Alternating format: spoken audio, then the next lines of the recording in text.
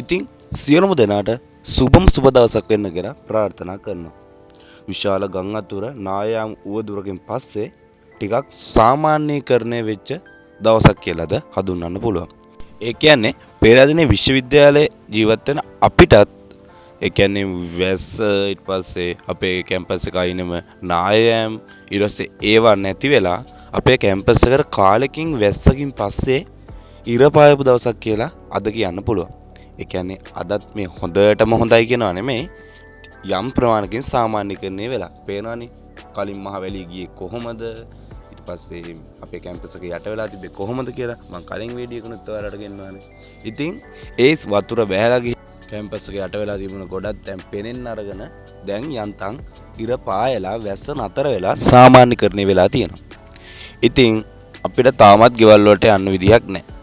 ඉතින් යන්න පුළුවන් කට්ටිය අපේ කැම්පස් එකේ යූනියන් එක මැදිහත් වෙලා ඊට පස්සේ ඒගොල්ලන්ට බස් දාලා දීලා කොහොම හරි ගොඩාක් කට්ටිය ඈත ප්‍රදේශ වලට පිටත් කරලා ඇරියා. ඉතින් ඒ යවලා අපේ ගෙවල් පැත්තේ වලට තාම යන්න බෑ. ඉතින් ළමයි 15ක් වමන දැන් හොස්ටල් එකේ ඉන්නවා. ඉතින් අපි 15 දෙනා කැම්ප් ඉන්න කම්මැලිනේ හොස්ටල් එකේ ඉන්න කම්මැලි තින්දා අපි බැලුවා අපේ කැම්පස් එකත් එක්ක ඒ කියන්නේ ගම්පොළ පැත්ත වෙනකන් අපේ කැම්පස් එකත් එක්ක කැම්පස් එකේ මේ අනතුරු වලින් මොනවද වෙලා තියෙන්නේ කියලා. ඉතින් අපි ගම්පොළ පාරේ ඉස්සරහට යන්න ගත්තී දැන් උගලන්ට පේනවා විශාල නායාමක් වාර්තා වෙලා තියෙනවා. මේ තියෙන්නේ ඒ නායකගේ ස්ථානය.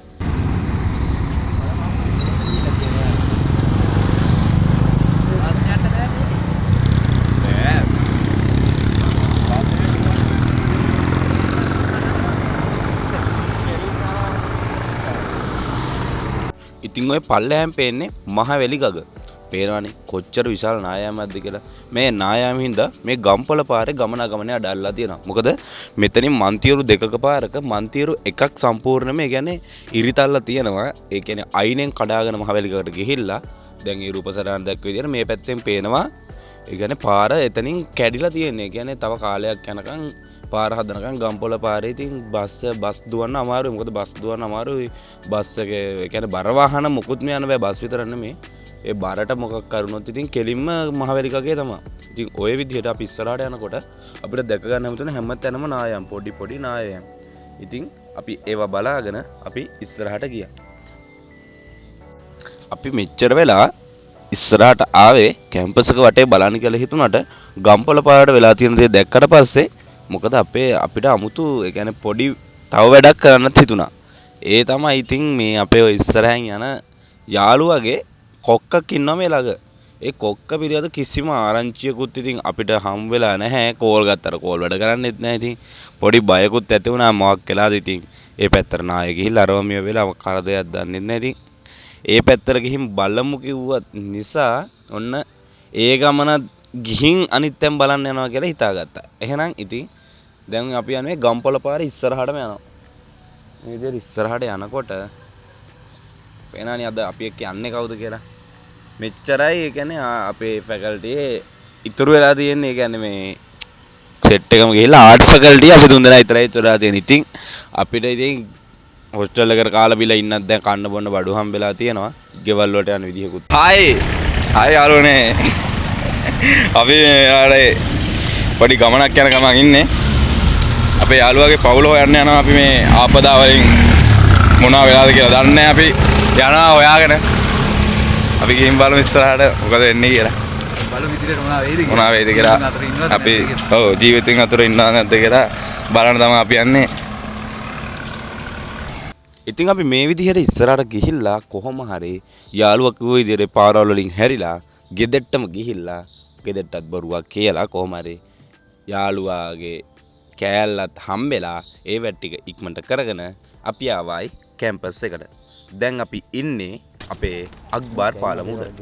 මේ තමයි අක්බර් පාලම. ඒ කියන්නේ අපේ ඉංජිනේරු පීඨය සහ අපේ ශාස්ත්‍ර පීඨය එකට යා කරන මාවත උඩ තමයි අපි ඉන්නේ. ඉතින් ඊයේ දැක්කනේ කොහොමද මෙතන ප්ලේස් එක කියලා. ඊයේ කියන්නේ පෙරේද වගේ ගම් වතුරත් එක්ක මේ පාලමේ ගෑවි තමයි මහවැලිය ගියේ. ඒත් අද මහවැලිය කොහොමද? ඇයි මේ පාට මෙහෙම?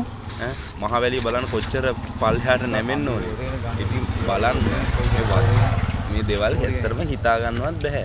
අච්චර පාදින් තිබ්බ මහවැලිය. දීර්ඝ වීඩියෝ එකක් හදලා කියලා අපි හීනකින්වත් හිතුව දෙයක්වත් නෙමෙයි. ඉතින් දැන් බලන්නකෝ. ඒ කැමරේක මාර පැහැදිලිද? තිබුණ මිනිහේ මහවැලිය දැන් ඔහේ ගලාගෙන යනවා. එනම ලස්සන මම කොහොමද? කිසිවක් දන්නේ නැහැ වගේ. එයා ඔහේ දන්නේ නැහැ වගේ ගලාගෙන ගියාට අපේ කැම්පස් එකට ලොකුම විනාශයක් කරපු පුද්ගලයෙක් තමයි ඉතින් එයා. ඉතින් අපි අක්බර් පාලමුඩින් මේ විදියට ඉස්සරහට ආවා.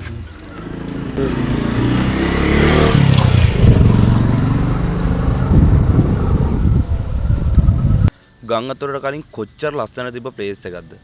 ඒත් අද ඉවුර කාදනය වෙලා ගස් කොළන් කඩන් ඇහැල්ලා අනේ මන්ද සබාදාම් මෑනියෝ මොන විදිහට අපේ කැම්පස් එක දිහා බැලුවත් දන්නේ නැහැ. මෙච්චර ලස්සනට අපි පරිස්සම් කරපු කැම්පස් එක අද පේනවනේ අද තත්ත්වේ. ඉතින් ඇත්තටම මිල කරන හැකි පාඩුවක් තමයි අපේ කැම්පස් එකට උදා වුනේ. ඉතින් අනේ මන්ද තව කොච්චර කාලයක් ඇයිද දන්නේ නැහැ මේක යථා තත්ත්වයට ගන්න. ඉතින් කොහොමුණත් ඔය පේන යටින් මල් පාර ඕ ටිකත් මහවැලියෙන් යට වෙලා තිබුණේ. බලන්න දැන් වතුර ආපු බවක් හොයාගන්න තියෙන මඩ හින්දා විතරයි. නැත්තම් ඉතින් ගම් වතුරක් ගැලුවද නැද්ද කියන්න නැහැ. ඉතින් අපි ඕ ටිකත් පහු කරගෙන ඉස්සරහට ආවා. මේ තියෙන්නේ අපේ සෙනට් එක. පේනවනේ කොච්චර මේ ටික නම් යට උනේ නැහැ. ඇත්තටම මේ අපේ ශාස්ත්‍ර පීඨය තමයි මුළු කැම්පස් එකේම තියෙන වාසනාවන්තම පීඨය කියලා අපිට කියන්න පුළුවන්. මොකද එහෙම කියන්න හේතුව තමයි ඒ කියන්නේ අයිවර් ජෙනිස් මේ කැම්පස් එක හැදුවාට පස්සේ ඔහු හදලා තියෙන ගොඩක් ගොඩනැගිලි යට වෙලා නැහැ. ඇත්තටම ආරක්ෂිතයි. ඇත්තටම අපේ ශාස්ත්‍ර පීඨයේ අයිවර් ජෙනිස්ගේ ඒ කියන්නේ මේකේ පරණම නිර්මාණය. කිසිම හානියක් වෙලා නැහැ. අලුතෙන් හදපු පීඨ ටිකට තමයි මේ මහවැලිකගේ බලපෑම ලොකුවට ආවේ. හොස්ටල් වලට ඒ හැම දෙයකටම අයිවර් ජෙනිස් හදපු කිසිම දෙයකට හානියක් වෙලා නැහැ. ඉතින් අපි සල්ලි ගන්න පුළුවන් ද බලන්න ATM එක ළඟටත් ආවා. එද්දි ඉතින් ATM එක වහලා සල්ලි ගන්න විදිහකුත් නැහැ. ඉතින් අපි ATM එකත් පහු කරලා පල්ලෙහාට බැහැලා පොළොන්නරුව ළඟින් අපේ කැම්පස් එකට යන්න පිටත් වුණා. මේ ඔයගොල්ලන්ට පේන්නේ මල් පාර.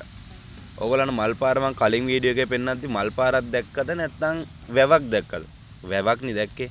ඇත්තරම දැන් ඒ කියන්නේ වතුර මේ ටිකේ තිබුණද නැද්ද කියලා හොයන්නත් බෑ. අර රෝල් මඩේ නැත්තම් මේ හරිය වතුර තිබ්බද නැද්ද කියලා හොයන්නත් බෑ. පේනවනේ කොච්චර වතුරෙන් යට වෙලා තිබ්බ ප්‍රදේශයක්ද දැන් ඔහේ මහවැලිය ඔහේ ගැලුවා වගේ තමයි ඉතින්. මහවැලිය දන්නේවත් නැහැ මේ පැත්තට ආවද කියලා. කලින් අර පල්ලෙහාන් පේන ගොඩනැගිල්ල එහෙම මුල්ම දවසේ මුදුනවක් පේනුන්නේ නැහැ. දෙවෙනි දවසේ භාගයක් පේනුණා. දැන් හොඳට පේනවා. දැන් එහෙ වතුර ආවදර කියන්නේ නැද්ද නැහැ. ඔහේ තියනවා. ඒ කියන්නේ දැන් හොඳ තව පොඩි වැස්සක් ඇවිල්ලා හේදිලා ගියාට පස්සේ ආයි යථා තත්ත්වයටපත් වෙයි කියලා ඉක්මනින් බලාපොරොත්තු වෙනවා. මොකද මේ හරිය ගස් වැල්ල අරම විනාශ වුණේ නැහැ. අර වතුර තමයි දැම්මේ. ඕ ටික පුදුම විදිහට යට වෙලා තිබුණේ. ඒ කියන්නේ ඔහේ පාරක් තියනවද? ඔහේ ගස් කොළන් තියනවද? අර පල්ලමේ පේන ගොඩනැගිල්ලක් තියනවද? ඒ කිසිම දෙයක් දැක්කේ නැහැ. දැක්කේ දුබුරු පාට මහවැලි ගග විතරයි. ඉතින් එහෙම තිබ්බ තැන අද බලන්නකෝ කලින් තිබ්බ වගේම තියනවා. අර ගම් අතරින් ආපු රොඩු අරවා මේවත් ඉතින් රැදිලා මේ ටික දැන් තිබ්බ සුන්දරත්වය එහෙම පිටිම විනාශ වෙලා තියෙනවා. ඉතින් ඉක්මනින් මේවා යථා තත්ත්වයට පත් කරගන්න හැකි වේවා කියලා මම ප්‍රාර්ථනා කරනවා. එහෙම වෙලා ආයි ලංකාවේ ලස්සනම කැම්පස් එක පේරාදෙණිය කැම්පස් එක කියන නම ආයි ගන්න අපිට පුළුවන් වෙන්න ඕනි අනිවාර්යයෙන්ම. ඒක නැති වෙන්න දෙන්න බෑ.